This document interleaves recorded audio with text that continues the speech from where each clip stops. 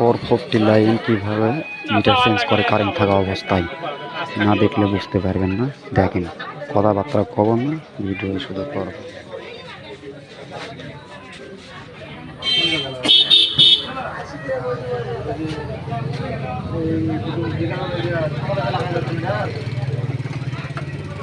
ওটা এখনো কাজ সার্ভে হয় নাই, টাকা আছে ঢুকে নিতে পারবেন না। 500 টাকা দিয়ে এসেছিল, ওটা দিয়ে চলতেছে না।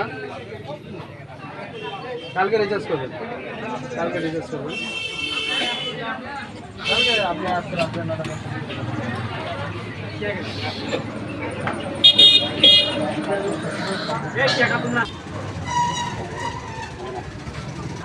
টাকা দেখি মিটার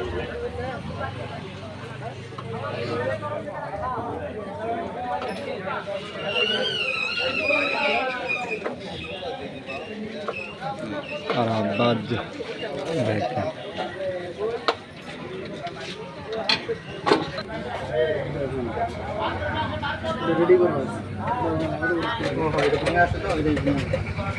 হাটের দিনে ওটা আসে।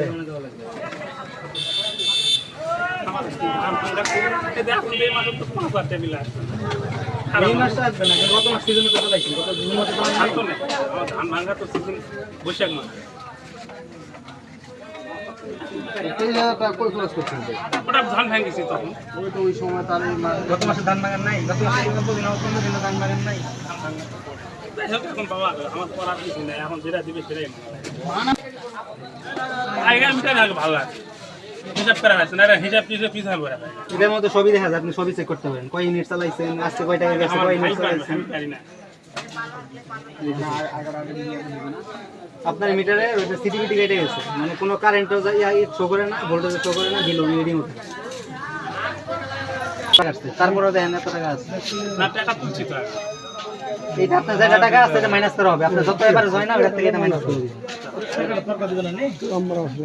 এক মাসের টাকা আছে, এক মাসের হিসাব করা হবে, কইরা যেন যে টাকাটা আছে ওটা বাদ দেওয়া হবে। আবার পার করে নিবিন, এক মাস ফ্রি চালাছেন, কি করছে? মানে চালাইছি বলে আমার মিটার পাগলা হয়ে গেছিল, দেখালে আছে কিছু হয় না। বড় ইঞ্জিনিয়ার সবাই বললো বিদ্যুৎ থাকা অবস্থায় মিটার চেঞ্জ, আমার 19,500 টাকা শেষ। কারেন্ট থাকা অবস্থায় মিটার চেঞ্জ।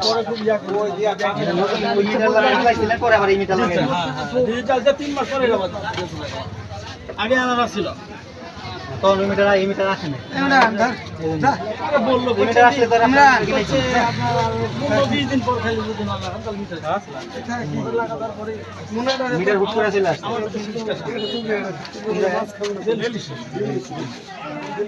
রাকেট নামে একদম দাগ দিতে লাগবে, লাগা দিবে নাকি না, লাগা দিছিল হচ্ছে আপনাকে কন্ট্রাক্টর ছিল, আপনি করে নাও লাগবে, লাইন করে নাও লাগবে। টাকা পুরা গেলে বাতি শুদ্ধ বিকাল 4টার পর শেষ হয়ে গেলে আপনার শুক্র শনি রবিবার সকালে 11টা পর্যন্ত চলবে। ওই টাকা ছাড়াই চলবে, পরে টাকাটা কেটে নিবে। 3000 টাকা ছাড়লে 3000 টাকা চলে।